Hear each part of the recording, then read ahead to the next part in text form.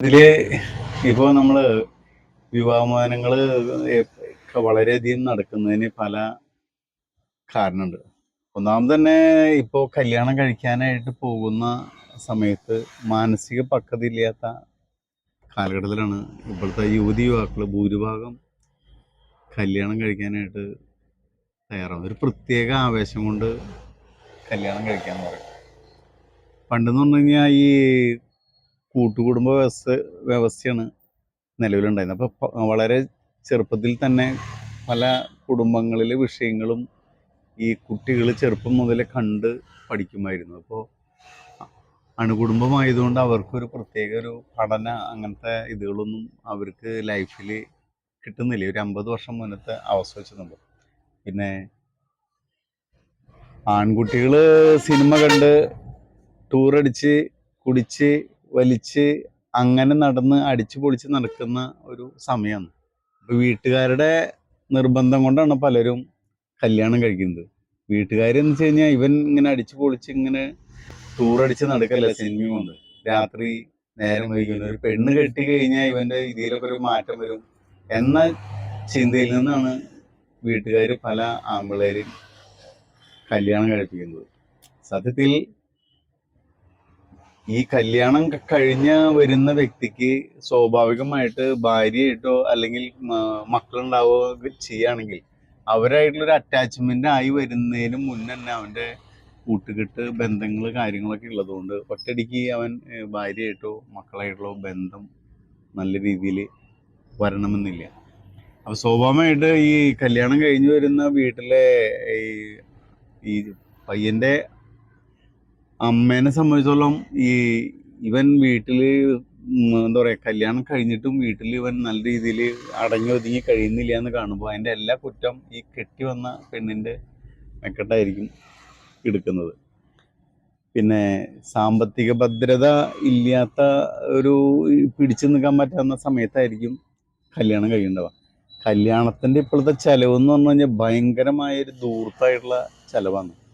കല്യാണത്തിൻ്റെ ഡ്രസ്സ് എടുക്കലും തലേ ദിവസം പിറ്റേ ദിവസം വീഡിയോ ഫോട്ടോ ഇങ്ങനെ കണ്ടമാനം പരിപാടികൾ. അപ്പോൾ ഒരു മാക്സിമം ഒരു 5-10 ലക്ഷം റുപ്യയ്ക്ക് ആയിരിക്കും ആ പ്രായത്തിൽ ആ പയ്യൻ്റെ മനസ്സിലുള്ളൊരു കാൽക്കുലേഷൻ. പക്ഷേ അവൻ്റെ കണക്കൂട്ടൽ തെറ്റിക്കൊണ്ട് അവൻ മനസ്സിൽ കണക്കൂട്ടിനേക്കാളധികം പൈസ കല്യാണത്തിനായിട്ട് ചിലവായി പോകുമ്പോൾ സ്വാഭാവികമായിട്ട് എന്ത് സംഭവിച്ചു കഴിഞ്ഞാൽ കല്യാണം കഴിഞ്ഞ് ഭാര്യയുടെ വീട്ടുകാർ കൊടുത്തുള്ള ഗിഫ്റ്റ് അതെല്ലാം എടുത്തിട്ട് എങ്ങനെയും അതിൽ നിന്നുള്ള അഡ്ജസ്റ്റ്മെന്റ് എന്നുള്ള രീതിയിലേക്ക് ഇവൻ്റെ ചിന്ത വളരെ പെട്ടെന്ന് തന്നെ എത്തിപ്പെടാം. ഇത് തന്നെ പല പ്രശ്നങ്ങൾക്കും കാരണമാവും. പല കുട്ടികൾക്കും ശരിക്കും വന്നു കഴിഞ്ഞാൽ ആത്മവിശ്വാസം ഉണ്ടാവില്ല കല്യാണം കഴിക്കുന്ന സമയത്ത്. പിന്നെ സ്വയമായിട്ട് മനസ്സിലാക്കാനുള്ള കഴിവുണ്ടാവില്ല. അപ്പോൾ കൊച്ചു ഇത്തരം വിഷയങ്ങളായിട്ട് പ്രശ്നങ്ങൾ വരുമ്പോൾ അത് പരിഹരിക്കാനായിട്ട് പറ്റാത്തതുകൊണ്ട് കൂടുതൽ വയലൻ്റായി വളരെ പെട്ടെന്ന് തന്നെ സ്ഥിതിഗതികൾ ഇങ്ങനെ വഷളായി പോവാം. പല മാതാപിതാക്കളും സ്വന്തം മക്കളെ സ്വന്തം ചെൽപ്പടിയിൽ നിർത്താൻ ആഗ്രഹിക്കുന്ന അവസ്ഥയുണ്ട്. കാരണം പണ്ടെന്ന് പറഞ്ഞു കഴിഞ്ഞാൽ മക്കൾ ഇഷ്ടം പോലെ, ഇന്നിപ്പോൾ 1-2 ഉള്ളൂ. അപ്പം ഈ മകൻ നമ്മളുടെ കൺട്രോളിൽ നിൽക്കണം എന്ന് ആഗ്രഹിക്കുന്ന തരത്തിലുള്ള നീക്കങ്ങൾ നടക്കുമ്പോൾ കല്യാണം കഴിഞ്ഞു വരുന്ന ഒരു പെണ്ണ് അല്ലെങ്കിൽ ആണെങ്കിൽ അവരെ സംബന്ധിച്ചും വല്ലാത്തൊരു അസ്വസ്ഥത സൃഷ്ടിക്കുന്ന അവസ്ഥ വരുന്നു. പിന്നെ വളരെ പെട്ടെന്ന് തന്നെ കല്യാണം കഴിഞ്ഞ് മക്കളായി 1-2 മക്കളായി. ശരിക്കും പറഞ്ഞു കഴിഞ്ഞാൽ ഇവന് ഭാര്യയോടോ അല്ലെങ്കിൽ മക്കളോടോ യാതൊരു വക കമ്മിറ്റ്മെൻറ്റോ താല്പര്യങ്ങളില്ലാതെ ഇപ്പോഴും കൂട്ടുകൂടി നടക്കുക, കുടിച്ച് നടക്കുക, ടൂറടിച്ച് നടക്കുക എന്ന രീതിയിൽ പോകുന്ന അവസ്ഥ വരുമ്പോൾ ഭാര്യയുമായി ബന്ധപ്പെട്ട് നിൽക്കുന്ന ആളുകളുടെ ഉള്ളിൽ എന്ത് വരാം, വല്ലാത്തൊരു അസ്വസ്ഥത ഫീൽ ചെയ്യാം. കാരണം അത് ആദ്യത്തെ ഒരു 10 വർഷം കൊണ്ട് തന്നെ ഇവരുടെ ഉള്ളിൽ വല്ലാത്തൊരു വെറുപ്പ് വരാവുന്നൊരു അവസ്ഥയിലേക്ക് കാര്യങ്ങൾ എത്താം. പിന്നെ പുതിയ കാലഘട്ടത്തിൽ പെൺപിള്ളേർ മുഴുവനും ഭൂരിഭാഗം പഠിച്ച് വളരെ ചെറുപ്പത്തിൽ തന്നെ നന്നായി പഠിച്ച് ജോലിയൊക്കെ സമ്പാദിച്ച് സ്വന്തം കാലിൽ നിൽക്കാൻ പറ്റുന്നൊരവസ്ഥ. അവർ ശരിക്കും പറഞ്ഞാൽ സ്വാതന്ത്ര്യം അനുഭവിച്ചു വരുന്ന ഒരു അവസ്ഥയിലായിരിക്കും. അവർ ജോലിയൊക്കെ കിട്ടി സ്വന്തം കാലിൽ നിൽക്കാനായിട്ട് വരുന്ന അവസ്ഥ. അപ്പം അങ്ങനത്തെ ഒരു അവസ്ഥയിൽ കല്യാണം കഴിച്ചു വന്ന വീട്ടിൽ ഇവർക്ക് ഭർത്താവിൻ്റെ അടിമകളായിട്ട് മാറുക, അല്ലെങ്കിൽ ഭർത്താവിൻ്റെ വീട്ടിൽ അടിമകളായിട്ട് നിൽക്കുക എന്ന രീതിയിലേക്ക് അവരെ കൊണ്ടെത്തിക്കാനായിട്ട് ശ്രമിക്കുകയാണെങ്കിൽ സ്വാഭാവികമായിട്ട് അവർ ഒറ്റയടിക്ക് തന്നെ എതിരായിട്ട് മാറാവുന്നൊരു അവസ്ഥ വരുന്നു. പിന്നെ പല പുരുഷന്മാരും സ്ത്രീകളും ലൈംഗിക വിഷയത്തിൽ തീരെ അറിവില്ലായ്മ, അല്ലെങ്കിൽ ചെറുപ്പകാലം തൊട്ട് തന്നെ അവരുടെ ഈ കുത്തഴിഞ്ഞ ജീവിതങ്ങൾ, ഈ ജീവിതങ്ങൾ കൊണ്ട് വിവാഹ സമയത്ത് പരസ്പരം ഭാര്യനെ തൃപ്തിപ്പെടുത്താനോ ഭാര്യയ്ക്ക് ഭർത്താവിനെ തൃപ്തിപ്പെടുത്താനോ അവരുടെ അടുത്ത് നല്ല രീതിയിൽ ലൈംഗിക കാര്യങ്ങൾ ഇടപെടാനോ പെരുമാറാനോ സാധിക്കാത്ത അവസ്ഥകളുണ്ടായിരുന്നു. ഈ അവസ്ഥകൾ മറച്ചു വയ്ക്കാൻ വേണ്ടി പല പല തന്ത്രങ്ങൾ എടുത്തുകൊണ്ട് ഒഴിഞ്ഞുമാറൽ രീതികൾ അവർ എടുത്തുകൊണ്ടിരിക്കുന്നു. പണ്ട് കാലത്താണെങ്കിൽ ഇത്തരം വിഷയങ്ങളൊക്കെ പറയാനോ പുറത്തറിയാനോ നിൽക്കാതെ നോക്കുമായിരുന്നു. ഇന്നത്തെ അവസ്ഥ അങ്ങനെയല്ല. ഒറ്റയടിക്ക് തന്നെ ഇത്തരം വിഷയങ്ങളൊക്കെ പുറത്തു വരും.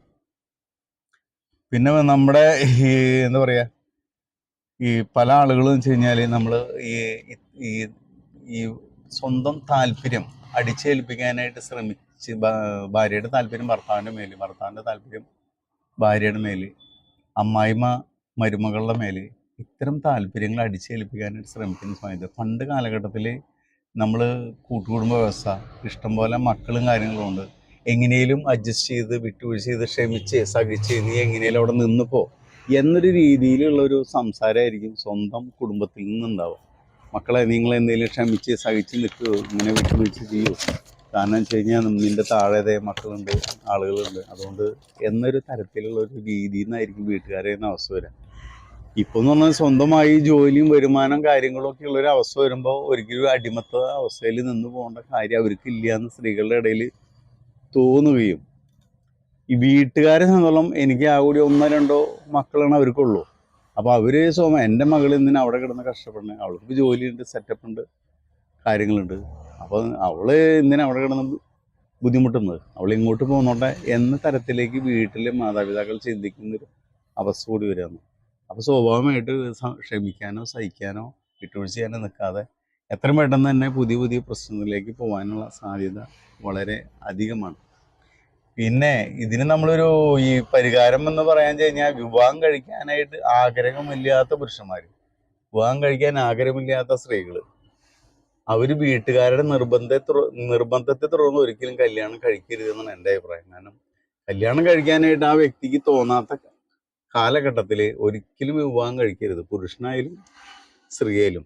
കാരണം മാനസിക പക്വത വന്ന് സ്വയം ഒരു ബോധ്യം വന്ന് എനിക്ക് വിവാഹം വേണം, ഒരു ഇണ വേണം എന്ന് പുരുഷന് തോന്നുകയും, അതേപോലെ തന്നെ സ്ത്രീക്ക് എനിക്കൊരു ഇണ വേണം എന്ന് തോന്നുന്ന ഒരു കാലഘട്ടത്തിലേ കല്യാണം കഴിക്കേണ്ട ആവശ്യമുള്ളൂ. കല്യാണം കഴിച്ചില്ല എന്ന് ലോകം അവസാനിക്കാനൊന്നും പോകുന്നില്ല. സാമ്പത്തികമായിട്ട് സെറ്റപ്പ് ഉണ്ട്, സ്വന്തം കാലിൽ നിൽക്കാൻ കഴിവുണ്ട്, ജോലിയുണ്ട് എന്നുള്ള അവസ്ഥയുണ്ടെങ്കിൽ ഏതൊരു വ്യക്തിക്ക് ഒറ്റയ്ക്ക് ജീവിക്കാൻ പറ്റാവുന്നൊരു പൊസിഷൻ ഇന്നത്തെ വർത്തമാനകാല നാട്ടിലുണ്ട് എന്ന് ഇന്നത്തെ യുവതലമുറയ്ക്ക് വ്യക്തമായിട്ട് മനസ്സിലാവുന്നൊരു വിഷയമാണ്. അങ്ങനെയുള്ള അവസ്ഥയിൽ അവർ മറ്റുള്ളവരെ നിർബന്ധത്തിനോ അല്ലെങ്കിൽ ഏതെങ്കിലും ഒരു പ്രേമബന്ധത്തിൻ്റെ ഒക്കെ താൽക്കാലികമായ ഒരു അടിമപ്പെട്ടിട്ടൊക്കെ വിവാഹം കഴിച്ചു വന്നാൽ ഇത്തരം വിഷയങ്ങൾ വരുമ്പോൾ ഒറ്റയടിക്ക് തന്നെ അവർക്കത് അംഗീകരിക്കാനോ സഹിക്കാനോ ക്ഷമിക്കാനോ വിട്ടുവീഴ്ച ചെയ്യാനോ സാധിക്കാതെ വളരെ പെട്ടെന്ന് തന്നെ പ്രശ്നത്തിലേക്ക് പോകാൻ അവസ്ഥ വരികയാണ്. അതുകൊണ്ട് മാനസികമായി, ശാരീരികമായി, സാമ്പത്തികമായി സെറ്റുള്ള ആളുകൾ, ഉറപ്പായിട്ട് വിവാഹം കഴിയുന്ന ആഗ്രഹിക്കുന്ന ആളുകൾ മാത്രം കല്യാണം കഴിച്ചാൽ മതി. അങ്ങനെ ഒരു തീരുമാനം എടുത്ത് വരികയാണെങ്കിൽ ഒരു പക്ഷേ ഇത്തരം കല്യാണത്തിന് മുന്നേ എന്താ പറയുക, വ്യക്തമായൊരു ധാരണ വന്നിട്ട് കല്യാണം കഴിക്കുക, അതല്ലാതെ തന്നെ കല്യാണത്തിന് ശേഷം അറിവ് വന്ന് തട്ടിമുട്ടി പൊട്ടിൽ കഴിഞ്ഞിട്ട് പണ്ടത്തെ പോലെ സഹിച്ച് ക്ഷമിച്ച് നിന്ന് പോകാനുള്ള ഒരു മാനസികാവസ്ഥ ഇന്നത്തെ യുവ തലമുറയ്ക്കും അവരുടെ മാതാപിതാക്കൾക്കും ഇന്ന് ഇല്ലാത്തൊരവസ്ഥയാണ്. പിന്നെ സ്ത്രീകളെ സംബന്ധിച്ച് സ്വന്തം കാലിൽ നിൽക്കാനും ഒരാളെ ആശ്രയിക്കാതെ ജീവിക്കാനും, കാരണം സ്വന്തമായിട്ട് ജോലി, സ്വന്തമായിട്ട് വരുമാനം, ആരുടെ അടിമയാവാതെ ജീവിക്കാൻ പറ്റാവുന്ന ഒരു പൊസിഷൻ നമ്മുടെ നാട്ടിൽ സംജാതമായിട്ടുണ്ട്. അതുകൊണ്ട് അവരെപ്പോഴും അവരുടെ സ്വാതന്ത്ര്യം അടിയറ വയ്ക്കാൻ അവർ തയ്യാറാവില്ലയാണ്. ഈ യാഥാർത്ഥ്യങ്ങൾ മനസ്സിലാക്കിക്കൊണ്ട്, സ്ത്രീയും പുരുഷനും ഇത് മനസ്സിലാക്കിക്കൊണ്ട് മാത്രമേ വിവാഹം കഴിക്കാൻ പാടുള്ളൂ. വിവാഹം കഴിച്ചില്ലെങ്കിൽ ഒന്നും സംഭവിക്കില്ല. അപ്പോൾ ഈ ഒരു യാഥാർത്ഥ്യം നമ്മൾ അറിഞ്ഞുകൊണ്ട് തന്നെ മുന്നോട്ട് പോകണം. പിന്നെ പല ആളുകളും സ്വന്തം ഭാര്യയോടുള്ള കടമ, മക്കളോടുള്ള കടമ മനസ്സിലാക്കി പെരുമാറാൻ അറിയാത്ത പുരുഷന്മാർ, ഇതോടൊപ്പം തന്നെ ഭർത്താവിനോടുള്ള കടമ, മക്കളോടുള്ള കടമ മനസ്സിലാക്കി പെരുമാറിയാത്ത സ്ത്രീകൾ, ഇത്തരം ആളുകൾക്ക് അറിവ് വരാനായിട്ട് കുറച്ച് സമയം പിടിക്കും. അപ്പോൾ ഒന്നില്ലെങ്കിൽ പുരുഷനാണ് അറിവെന്നുണ്ടെങ്കിൽ സ്ത്രീയുടെ അറിവുകൾ മനസ്സിലാക്കി പെരുമാറാനുള്ള കഴിവ്, അതല്ലെങ്കിൽ സ്ത്രീക്കാണ് അറിവെന്നുണ്ടെങ്കിൽ പുരുഷൻ്റെ അറിവുകൾ മനസ്സിലാക്കി പെരുമാറാനുള്ള കഴിവ്. അപ്പം ആർക്കെങ്കിലും ഒരാൾക്ക് അറിവുണ്ടെന്നുണ്ടെങ്കിൽ ഒരു പരിധി വരെ പിടിച്ചേക്കാൻ പറ്റും. പക്ഷെ രണ്ടാളും ഒരേ മാനസിക ലെവലും പാകതകരവും പക്വതകരവും ഉള്ള ഒരു അവസ്ഥയാണ്. അതോടൊപ്പം തന്നെ ഇവരുടെ വീട്ടുകാർക്ക് ഇവരെക്കാൾ ഈ കല്യാണം കഴിഞ്ഞു വരുന്ന ദമ്പതികളെക്കാൾ കൂടുതൽ അറിവുകളുള്ള വികലമായ വ്യക്തിത്വമുള്ള ആളുകൾ, അപകർഷബോധം പിടിച്ച മാതാപിതാക്കള്, അവരാണെന്നുണ്ടെങ്കിൽ ഇവരുടെ ചെറിയ ചെറിയ പ്രശ്നങ്ങൾ എങ്ങനെയെങ്കിലും അത് സോൾവ് ചെയ്ത് പോകുന്നതിന് പകരം വളരെ വലിയ തരത്തിൽ അത് വലുതായി വലിയ പ്രശ്നങ്ങളിലേക്ക് എത്തിക്കാനായിട്ട് മാതാപിതാക്കളുടെ അറിവില്ലായ്മയ്ക്ക് വളരെ കാരണമായി മാറുന്നുണ്ടെന്ന്. അപ്പം ഇത്തരം അവസ്ഥകളെല്ലാം വളരെ ചെറുപ്പത്തിലേ തന്നെ മനസ്സിലായി അറിഞ്ഞിട്ട് നമ്മൾ കല്യാണം കഴിക്കുന്നതാണ് നന്നാവും. കല്യാണം കഴിച്ചില്ലെങ്കിൽ ഒരു പ്രശ്നവുമില്ല. പക്ഷെ കഴിക്കുമ്പോൾ ഇത് അറിഞ്ഞുകൊണ്ട് വേണം കല്യാണം കഴിക്കാനെന്നാണ് ഇന്നത്തെ നമ്മൾ ഈ 60 വയസ്സിൽ എത്തി നിൽക്കുന്ന സമയത്ത് നമ്മളുടെ ജീവിതാനുഭവങ്ങളും നമ്മൾ കടയിൽ കൗൺസിലിങ്ങിന് വരുന്ന ആളുകളുടെ ജീവിതാനുഭവത്തിൽ നിന്ന് സംസാരത്തിൽ നിന്ന് നമുക്ക് മനസ്സിലായിട്ടുള്ള അങ്ങനെയാണ്. അപ്പം ഇന്നത്തെ അഭിപ്രായം ഈ വിഷയത്തിൽ ഇങ്ങനെയാണ്. ഓക്കെ.